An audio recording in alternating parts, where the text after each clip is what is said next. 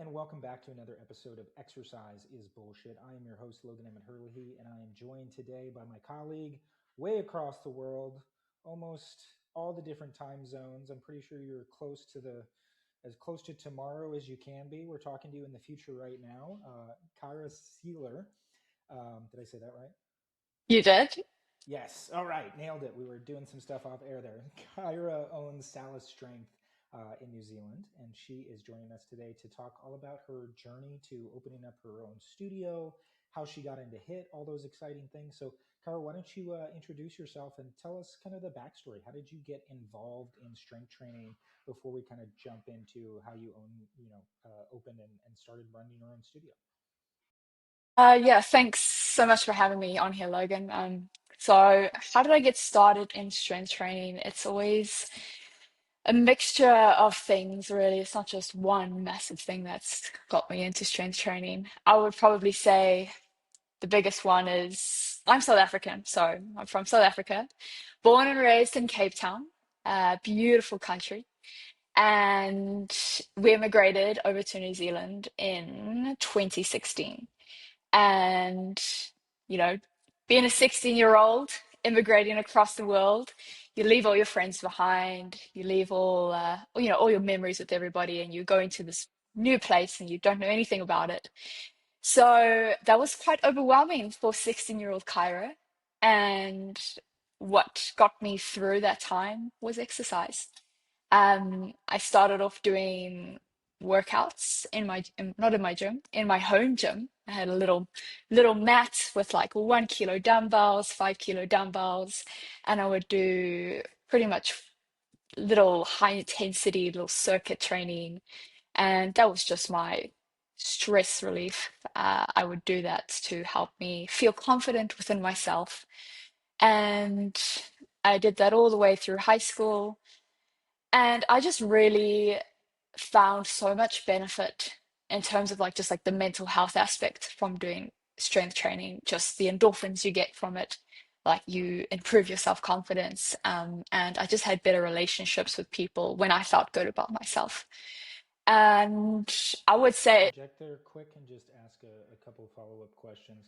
Was that something that was inspired by somebody that you saw in your family? Like, were your parents a role model for you? They were exercising, or how did you kind of develop, like, were you exercising before you left South Africa? Because you kind of made it sound like you come to New Zealand and then all of a sudden it's like you discover exercise. Was there an impetus for this that kind of got you going? um, I did like a bit of exercise in South Africa. I wouldn't say it was planned. It was more like me and my friends would go to the gym and hop on the treadmill and like run.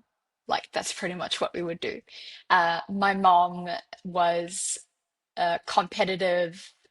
What would you call it? Like paddling, like ski paddling, like in the rivers and the lakes, and she would do like Oh, is that competitions like like that. kayaking kind of thing? Like not a kayak. It's like a surf ski. Do you know what a surf ski is? Like a stand-up paddleboard? No, so it's like a kayak, but it's a smaller version. Okay. And you would do like races in like lakes, and you would do races in the sea. And she was competitive with that, so she would always like sometimes tag me along to the gym with her. But I had no idea what to do in the gym. Like I didn't know how to use the machines. I'll be like, okay, I know how to use the bike. I know how to use the treadmill. I'll do that. And then like my friend and I, who were gym buddies at the time, we would go and like do weights on the mat. So it's like little dumbbell curls, like lunges with dumbbells, but it was nothing planned. It was all just made up. And like we just started doing that. It wasn't anything like serious. And I like downloaded a like body weight slash free weight PDF 12-week challenge. It was the what's her name? Kayla. It's science. Kayla. I always butcher her last name. So she's like a massive influencer, and I was like, yes, I want to get a body like her. So I've downloaded her program, and we just ended up doing that just because we didn't know what else to do. And then we left South Africa, immigrated here, and then I think I just like did a lot of like my own research on Google. I want to achieve, a better running time for 5K. What do I need to do? Okay. And then I would look at like, being a woman, the booty workouts, the toned arm workouts, all those things. So then I would do like a whole bunch of different programs in one. And uh, yeah, so I felt really good doing exercise. And it just basically inspired me, motivated me, gave me a bit of a sense of purpose that I want to help other people feel the way that I feel from exercising, which led me to go and do my bachelor's in Yeah, sports tell me a little bit science. about that next part of your journey, getting your degree and then kind of going into your first job. Yeah, so I got my degree in 2020, I think it was. We finished just as COVID hit. We were finishing our last year of my bachelor's, which was very interesting. Um, and I think I vividly remember one of my first or two lectures um, in sports science, and I was just like, I was blown away with what exercise actually does from a physiological point to your body. And it wasn't just like getting lean, building muscle. It was just like this huge umbrella of benefits. And that just again sparked my passion and I wanted to know more. And then I took a year off after I did my bachelor's. Um, and while I was in my bachelor's, I started doing CrossFit. So I became a CrossFit trainer. And I got that position through my bachelor's degree because we had to do a placement in order to get it signed off. Gotcha. So So you I did, found a CrossFit studio and kind of started working out there. Nice. yeah. So I enjoyed CrossFit at the time because it was high intensity. I loved the way that I felt afterwards. The only problem with the CrossFit, which wasn't really enjoyable, was just I was getting injured a lot. My back was always sore, my knees were always sore, and my shoulders were sore all the time. And I was a bit naive at the time, thinking that, okay, I just need to do more exercise because I'm obviously not strong enough. So I need to lift heavier weights and I need to That's go kind more of the often. CrossFit philosophy. Yeah, you're going 3 days a week and you're sore. Well, just go 5 days a week and it'll be better. Yeah. Yeah, so Logan, I ended up going 7 days a week to CrossFit and I was doing about 2 sessions a day. I would do a morning class and it would be like you do squats the first half an hour and then the next half an hour you would do a WOD, which is workout of the day. And it's always varied. It's always different. It's never the same workout. And then in the evening, they would have their like Olympic weightlifting class. So you would learn to do snatches, clean and jerks, and then I would go and do that. And I was thinking like, okay, this is good for me. I'm going to get really strong, and it just went the complete opposite. Ended up like almost prolapsing my spine. I like tore PCL. My shoulder was just like in constant pain. I had it like strapped up all the time. Um, and then my coach said to me, which was almost a bit, I think what he said to me really changed the way that I looked at the sport of CrossFit. Because he said, if you're a high performance athlete, injuries are just bound to come. Like if you don't get in, if you don't get injured and you're a high performance athlete, you're not working hard enough. And Great advice. yeah, I was like, oh, I don't know about that one. I'm pretty sure exercise is meant to do the opposite. It's supposed to strengthen you, not injure you. So, yeah, so I think that was one of like the cherry on top where I ended up leaving. Um, and before I decided to make the change, I was doing my own investigation, research, what other businesses in New Zealand can I go and work for who can still, produce the outcome that I'm looking for. So it's strength, overall health. I want to be fit and strong when I'm 80 years old. And that's when I found a gym called BodyTech. And I think Body Tech was the gym that pretty much has changed my life. I don't think I would be the person I am today if I did not go to that interview at Body Tech. Um, so So Body what Tech was is a different? Yeah, explain that to us. What was different about body tech? What kind of shifted your perspective? Because obviously, I think your story is similar to a lot of people when they first get into fitness, especially when they first get excited about fitness. And back, 2020 and earlier, CrossFit was such a big part of the fitness community. Now it's like High Rocks, but I don't even know what it is really. Hyrox. It's like shitty CrossFit from what I've seen. But it's less exciting CrossFit. But no, I was the same. Like I loved CrossFit. It was the first time I'd really learned how to work out really hard and what intensity looked like. Now again, I was getting injured all the time. It was more is better approach and philosophy, and it was more just intensity. Like obviously there's an inverse relationship between intensity and time, right? So the harder you work, the less intense it can be. But when you're just hammering yourself, and a lot of those classes, like some of the famous wads, like I remember, I think it was It's like Fran. Yeah, Fran, yeah. is that the one with the chin ups and the The what is it, the thrusters. thrusters? Yeah. So I did that. I think the first time I did Fran, it was like 4.5 minutes, and it was like the hardest fucking thing I've ever done. I mean, I was sore for a week and a half after. So like that's a technically high intensity training. I mean, you're just kind of slamming it all into a short distance. But some of those workouts, they're like 30 minutes long or they're 45 Yeah, minutes long. And at that point, it's like that's when your form's really starting to break down. Everything's sort of given out, and that's where I think CrossFit really gets things wrong. But talk to me about body tech. What was different compared to that CrossFit kind of philosophy style? How did the yeah. gym look? And then maybe instead of taking us through, I know when we talked last time, we lost some of the audio, so we're redoing this. Instead of going super into detail as what kind of led to the breakup there, just kind of talk to me more the abridged version of like when did you decide you wanted to do your own thing, and then how did you transition into Salus Strength? Yeah. Um, so Body Tech was really different from CrossFit. Both of them delivered high intensity workouts, but there's a huge difference where CrossFit delivered it from a like explosive, you want to do it as fast as you can, form, we don't care about your form, just like beat your time that you did last time.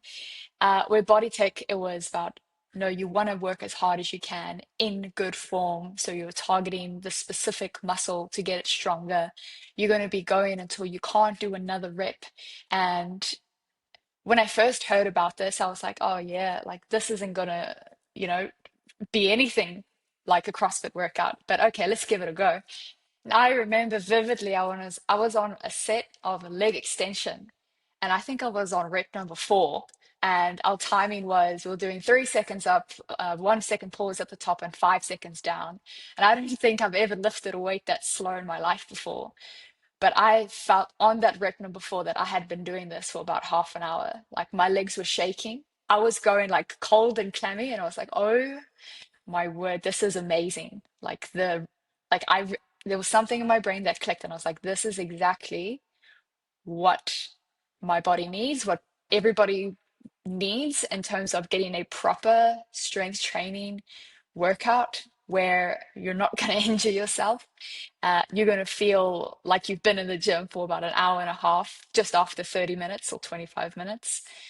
And what Body Tech did right is really educating their clients, their members on it's not about the reps, it's not about the weight, but it's actually just about the quality of the repetition that you do. And that's just stuck with me forever. And then Body Tech closed down. COVID hit New Zealand quite hard, and Body Tech closed in 2022, I think, February 22. And then I ended up going to open up another studio with a manager who was working at Bodytech. We opened up a studio and we worked on that studio for probably 2 years. He ended up going to another part of New Zealand, which is about 3 hours away from the location we were working at. And then at that time, we were just pretty much training clients one on one, two on one. We did a few group classes as well. Still with the whole philosophy, high intensity strength training, like that hasn't changed. Uh, and it was just really difficult, I think, training clients, trying to build his business, and I just wasn't getting enough support from him. So I just ended up leaving the space and motivated to start my own studio. And before we transition into what that journey has been like, because I think there's going to be a lot of people who are interested in like what has it been like to build your own space out, and obviously you've dealt with a lot of the frustrations that a lot of our colleagues have. Of I know you're waiting for equipment for a while, so I want to talk about all that kind of stuff. Yeah, But the space looks amazing right now. Just talk to me about the biggest shift maybe you've had, and obviously you talked about a huge one of intensity is not intensity. Like it's not always equated from CrossFit to high intensity training like you practice now. What is another big kind of aha moment you've had in, let's say, maybe the last 3 to 5 years? I just love talking to exercise scientists, researchers about things that like they were really maybe dogmatic about before, but as they continue yeah, forward research, as they yeah, continue to evolve as practitioners, that they've gone, man, I was so wrong about that, and yeah. now this is what I believe instead. Is there something that stands out to you? Oh well, look, like for me, it's just you're training less for exactly for what you're getting if you're training 6 days a week. Like we've looked at the research studies, multiple research studies, which have looked at training 2, 3 days a week, 30-minute sessions versus 5 to 6 days a week. You know, you spend an hour, maybe 2 hours, where you're doing multiple sets versus single sets. And what the research has shown, both can produce the same outcomes in terms of strength, quality of life, muscle hypertrophy, decreases in blood pressure, increased bone mineral density. I mean, I can go on and on. And I think that has been probably one of the biggest shifts in terms of exercise prescription. And it was the biggest one where personally, I found it quite difficult in the beginning making that shift because I was so used to training 6 days a week. But then once I started training twice a week and I took every single set to momentary failure, I went from being like a skinny, low muscle woman to gaining about 10 kilos in muscle. My running improved. My 5K went from being 30 minutes to 25 minutes. Um, and that was without doing like any specific running training. And it was just full body workouts twice a week. And I just blew my mind that working harder, but doing it infrequently produced extremely beneficial, like life-changing results. And what people don't understand is they will never actually understand how great it is until they do it. So we can say to our clients, like, you only need 20 minutes or 30 minutes twice a week. And they'll be like, oh, yeah, that's cool. But actually, actually, like, no, you need to actually come in and do these workouts so you can actually appreciate what it actually does for you. Yeah, I would agree. I think this is definitely something you have to feel, to believe, to understand, to recognize the difference between, especially if you've got somebody that's come from CrossFit where they've like legitimately they understand what hard work is. If they've been doing CrossFit for 2 or 3 years and doing it consistently, like it's really hard. It's not the Yeah. same level of intensity, but it's like if you can put yourself through, a WOD 5 days a week and just hammer your body, like you have a very good understanding more than most people of like what it feels like to be uncomfortable. But it's so hard to kind of flip that switch in your brain of like, yeah, but you can do this much more efficiently and much more safely and much more concentrated using machines, being really focused on your movement patterns, having somebody there to actually, I think that's one of the good things and the bad things about CrossFit. Like CrossFit is great because you have the social environment, and I know when I was doing CrossFit, I probably did it for 4 or 5 years, like right after college. I would just like pick a guy that I was competing with. Like whether they knew it or not, like, or I'd go up to the board, see who, like, I knew from another class that day that was like, oh, Gary's going to get it today. He did, 1050 on Yeah. this, EMOM. It's like, I'm going to beat him. I'm going to get sub 10 minutes, and then I'm going to talk shit to him the next time I see him. So, like, there's a lot of motivation in that to make you work hard, but having somebody there specifically right in front of you that's just focused on you, totally different ball game from self, internal motivation to external motivation, where somebody's like, no, no, no, I've got the reps you did last time. You're getting at least one more, and then we're going to do three more together. Like, it's a totally different ball game, which I Yeah. know you know and understand. So, talk to me a little bit about what is this. You transition out with the other guy, you decide you want to start your own thing.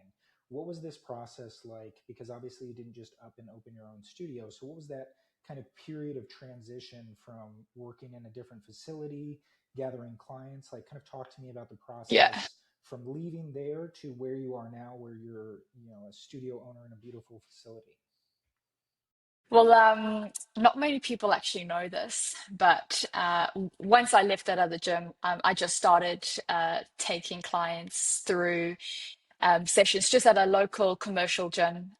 So in the commercial gym, there would be other people around just doing their own workouts, and then I would be personal training my clients, doing high intensity protocols. And it, like in the time, it just got really difficult to deliver high quality sessions because of the environment. We had to wait for people to get off the machine. So we had to do drop sets, and we would do like a few advanced protocols.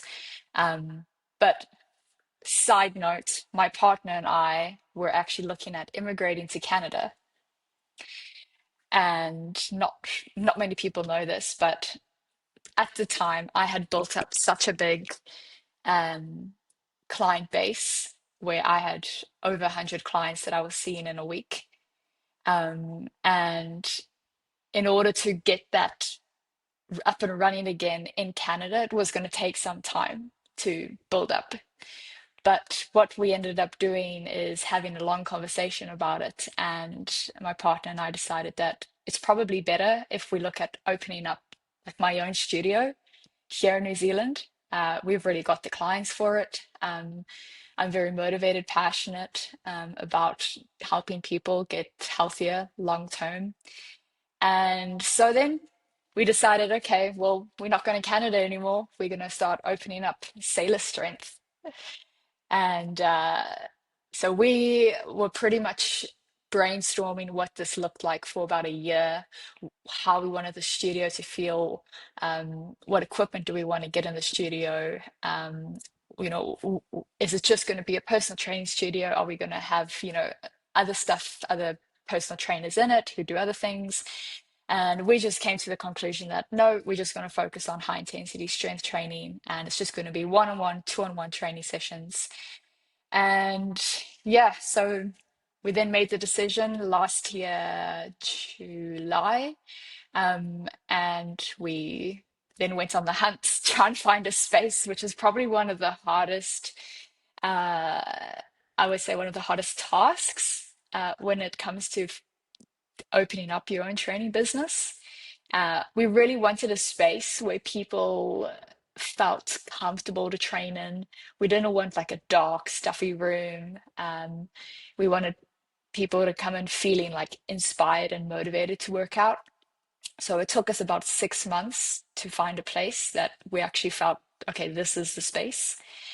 Um, and then from there, we ended up looking at equipment. Okay, what are our options? Which is quite limited in New Zealand when you've got a budget and you're not, saturated in money. And yeah, so we ordered some hoist equipment. We've got a few medics equipment in here, which is great. But before we even got any equipment, we ended up opening with just two benches and dumbbells, free weights, and we had to operate like that for 2 months, which yeah, that definitely how do I say that tested our knowledge and that tested our ability to deliver high intensity strength training with just free weights.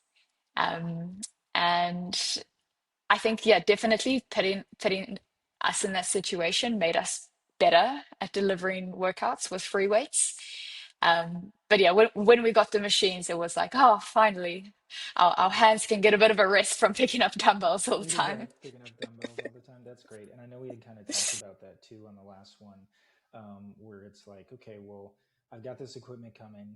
I can't, it's out of my hands now, right? Like once you order that stuff, and I think that's something that a lot of gym owners can kind of identify with is either like build outs taking too long. Like I was talking with a colleague the other day, they've got a studio opening not too far from where I'm living in Nashville now, and it was supposed to be open last December, and now it's not going to be open until like August, right? So delays on build outs are a Wow. huge common thing. And then the other thing is just like, yeah, getting equipment, especially for you guys in New Zealand, where it's like you're in the middle of the ocean on the far side of the world from where most manufacturing is done. I'm pretty sure New Zealand doesn't build anything except for like great lamb chops. Like you guys have Yeah, good yeah, hunting, and yeah, but it's not yeah, a manufacturing capital, right? Like they're not producing a ton of gym equipment over there. So I've seen the equipment you have. Was that, and it's a great mix of things. I'm just wondering, like with the hoist stuff, obviously you got a lot of multi pieces. So I think you have like a high pull, low pull hoist machine. I think maybe there's was there just kind of walk me through like what was the decision process like and what do you yeah. have there, because I know you have the leg extension from MedX. You've obviously got the power blocks and a few adjustable dumbbells. What are kind of the other pieces, and what was some of the thought process going into that? Yeah, so our space is it's not a huge space. It's about 127 square meters.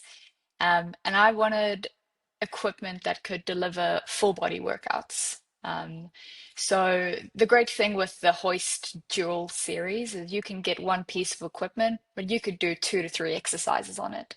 So it gave us a lot of variety with just one or two pieces. So we've got, for example, a piece of hoist equipment where you can do lat pull downs and seated row. And then we've got another piece of equipment where you can do 3 different types of pushing. You can do machine chest press, you can do machine incline chest press, and then you can do a shoulder press and you just flip the seat up, flip the seat back down. So that is very helpful. We've got a hoist assisted chin up and dip machine. We've got a Nautilus pullover machine, a Nautilus leg press, and a Nautilus glute drive, so hip thrust. Then we've just also got a functional cable machine, and you can do a variety with those. What else do we've got? Leg extension. We've got a hoist 2-on-1 leg extension, leg curl. We only really use the leg curl option because we primarily use the Medix leg extension. I don't think we've actually ever used the leg extension option on the hoist machine, just because if you've got a Ferrari, just drive the Ferrari, right? Yeah, do uh, you just on that note, I'm wondering, do you guys, are you still just one on one at the moment? Do you have plans to expand into groups at any point, or do you think the space is kind of prohibitive for that? Like, what's kind of your thoughts with that? We have got, so currently we're doing one-on-one options. We're doing two-on-one as well. Potentially, I might look at doing three-on-one. Um, but I think the group sessions, now when I say group, I mean a maximum of about 5 people. I don't think it's going to fit in the space that we have at the moment. It's just not big enough. Um, Potentially in another studio in the future, it might happen. I think definitely it's just a more affordable option for people who want to get the benefits of strength training but just can't afford personal training. Um, and we're looking at doing, well, I would love to actually look at doing workshops specifically around new people who don't know what they're doing in the gym. From my experience, when I started strength training, I had no clue how to set up a lat pull down, a leg extension, a chest press. I just hopped on the machine, put a random weight on, and I just did the reps. So this is just something I've been thinking about. How can I add more value to my community, which can help them improve their health long term?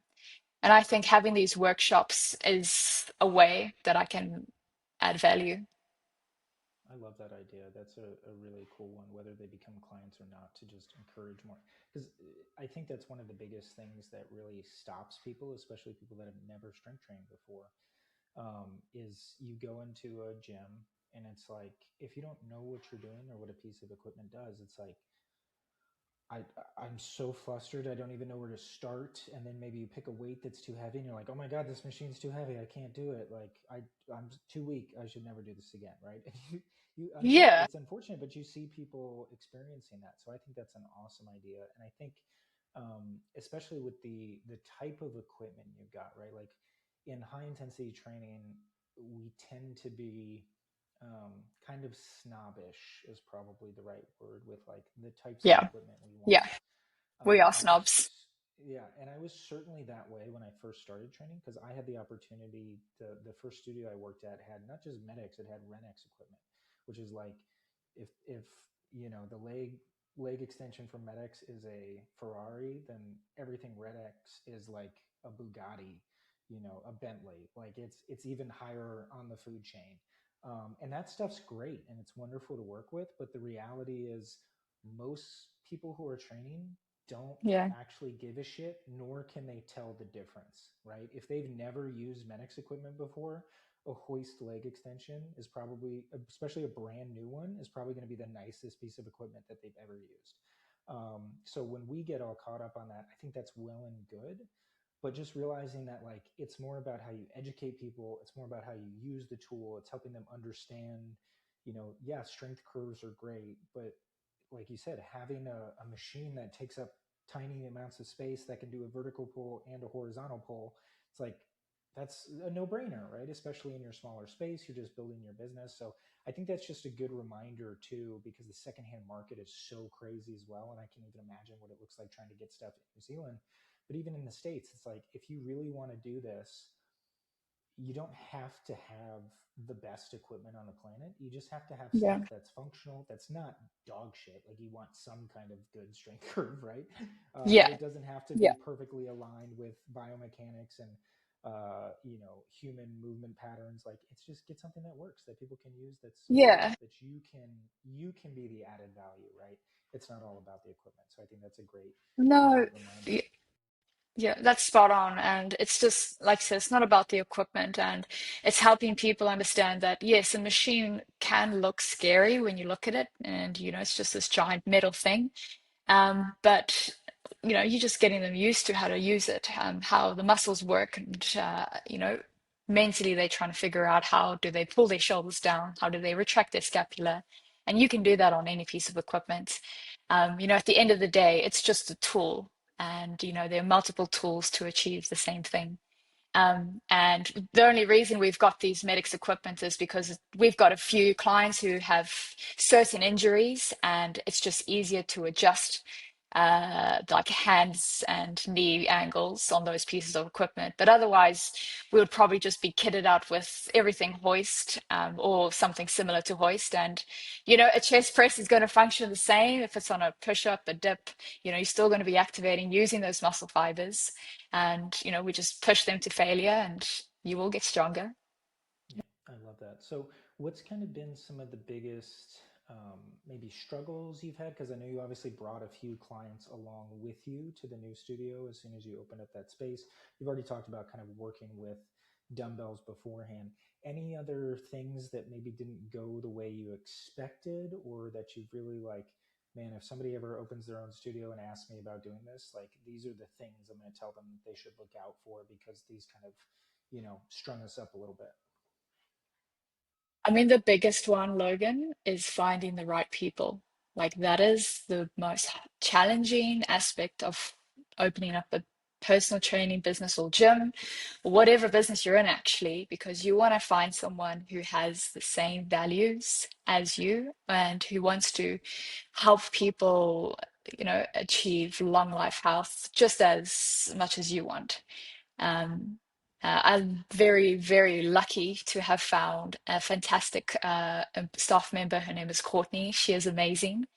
She was the diamond amongst the rocks, and yeah, she's been doing so well, and she's going above and beyond everything. And yeah, she's going to be fantastic. We ended up also. I ended up hiring another person, and yeah, it just didn't work out. And it's just a matter of, um, the personality. You can get exercise and you can, know how to train somebody on machines, but I think finding someone who can just connect with people and help people feel at ease, feel comfortable, because most people enter a gym or enter a personal training studio, they've had some sort of experiences in the past where maybe they've injured themselves in the gym, or maybe they themselves have injuries and they don't want to aggravate those injuries. So having a trainer who can sympathize and reassure them that they are in the right space, we're here to help them get stronger. We're here to eliminate or decrease the risk of developing further injuries. I think that's really important.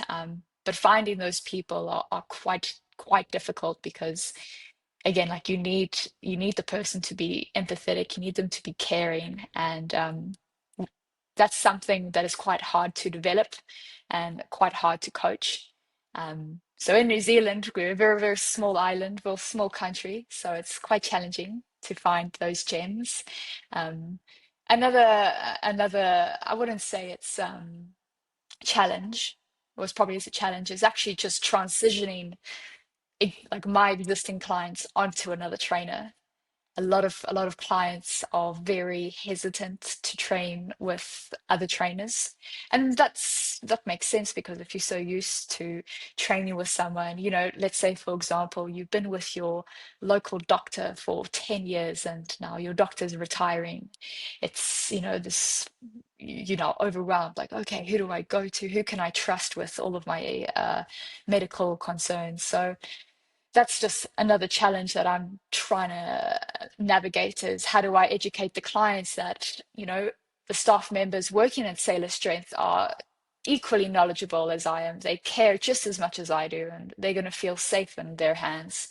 So, yeah, Yeah, I'm sure that's a challenge for all studio owners, and something I know a lot of our colleagues have had to deal with too, right? As you grow your business and you want to focus on your actual development of the business so that you can help more people, at some point, right, you kind of have to let go of the vine a little bit and let other people shine, bring them to the top. So what does that look like for you so far? How many sessions, if you don't mind sharing this, like how many sessions are you guys currently doing? What is kind of maybe your 3 or 5 year plan as far as like bringing other trainers in? How many sessions you would ideally like to be doing in the future? Do you have kind of some yeah, thoughts on that and what that's looked like so far? yeah. Yeah, so currently we're delivering 137, 140 sessions a week. That's a lot, Garrett. That's really impressive. For how long have the doors been open? And I know you were training some of these people before, but like how long has the facility been open? Yeah, we've been open for 3 months. So we started December 1st, and yeah, it will almost be 4 months in April. And So this year, what was yeah. that like increase from where you were before when you were doing everything yourself to where you are now from a volume perspective? So our sessions have increased about, I would say, 60 sessions. So we've added 60 more sessions on. It's pretty cool. Yeah, yeah, thanks. We've signed up almost 40 people since January. So, and that's all through word of mouth, no ads. So, yeah, we are very grateful for our clients who love the workouts and want to share their workout experience with other people. Um, in the future, I would love to have 3 trainers in the studio, all doing about 60 sessions a week, so full time. Um, and then in the next 10 years or so, it would be a goal to have 5 studios, doing one-on-one personal training, and a few with two-on-one and then group classes.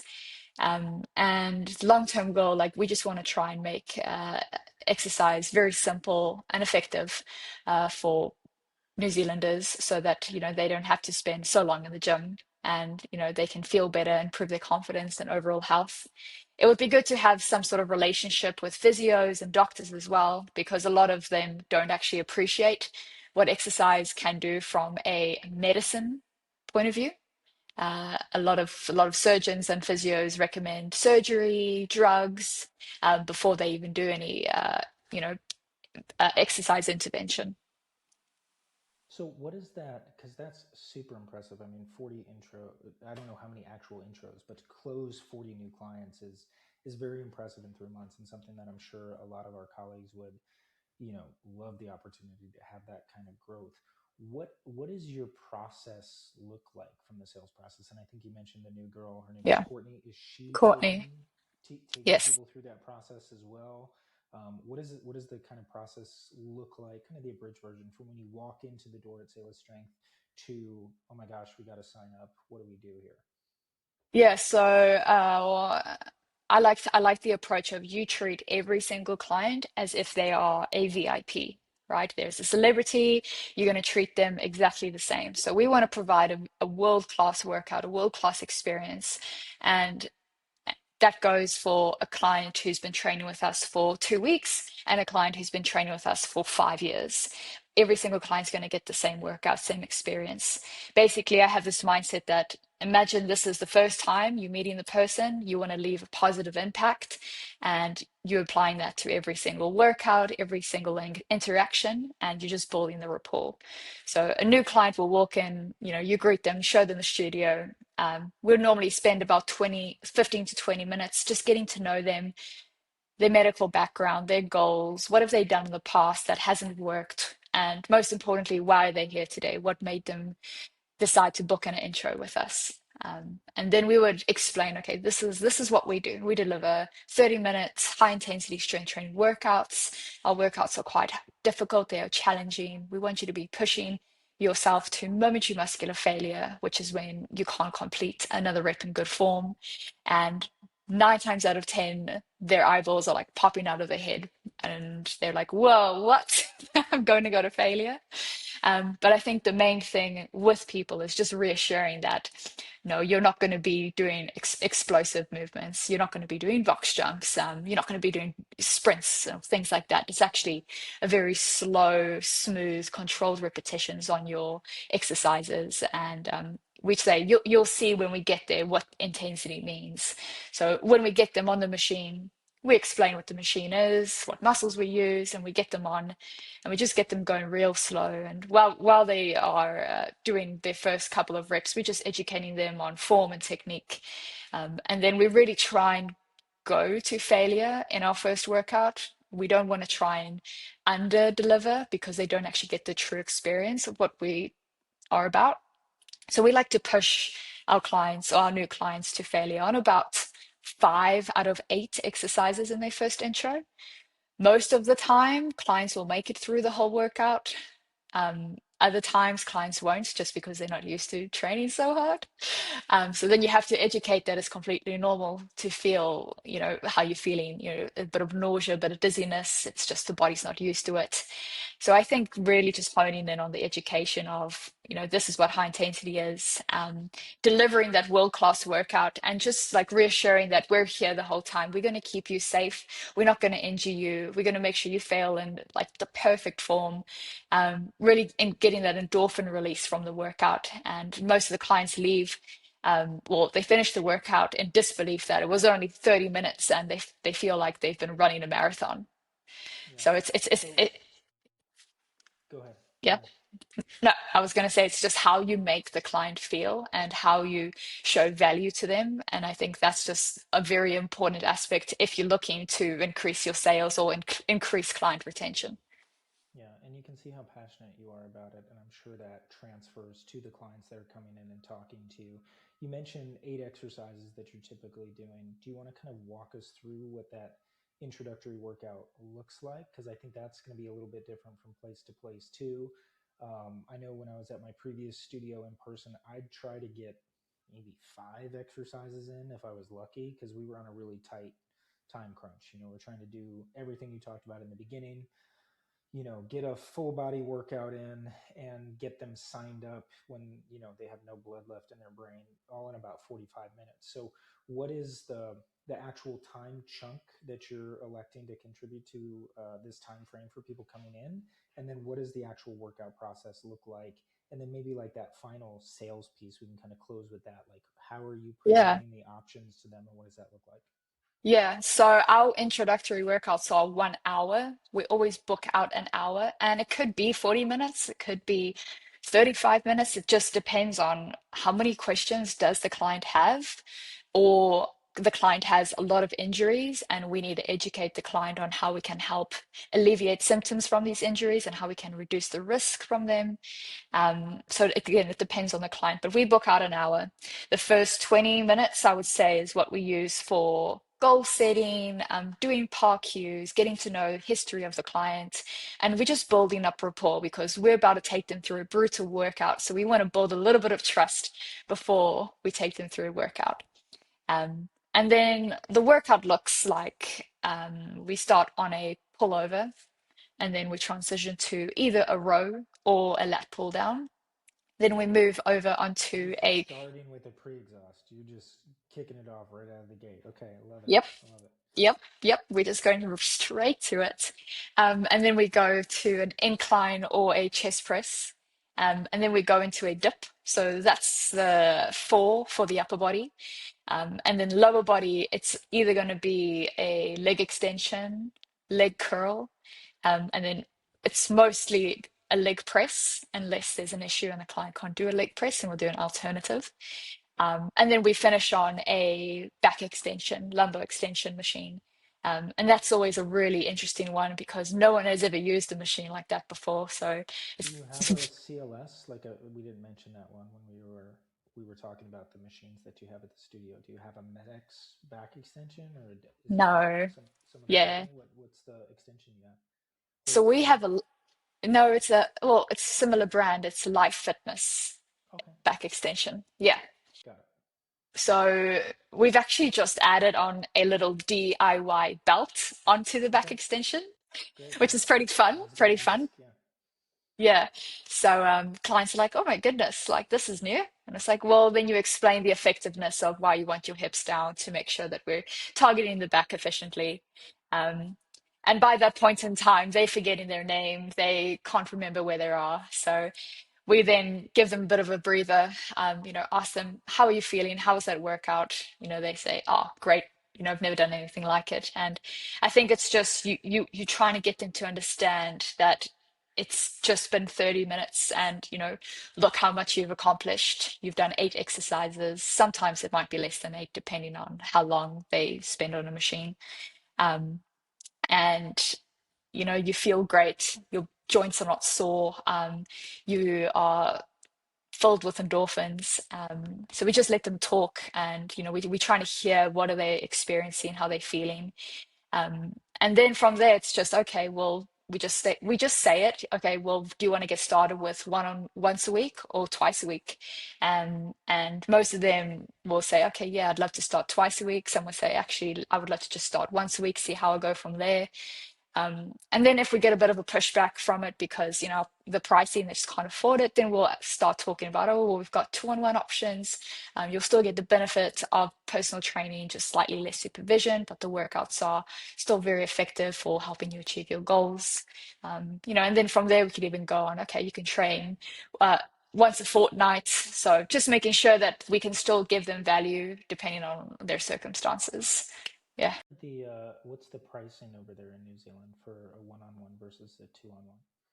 So the one-on-one PTs are 75 for the half an hour session, and then our two-on-ones are 45 for the half an hour session. Yeah, that's super reasonable. Yeah, I mean, especially with I would say New Zealand's kind of like equivalent to a New York City or something from a pricing perspective, or London. Like, it definitely tends to be higher than like the Midwest in the States. So some of our listeners might hear that and go, "Oh my God, it's 75 a session," but other people will hear that and be like, "Oh, I went to a place in New York once." That I wanted to just try. It was one of our colleagues. I'm blanking on the name of the studio now, but it's like $120 for 20 minutes. So it is what it is. Wherever the market is that you're at, I think that's great. I guess.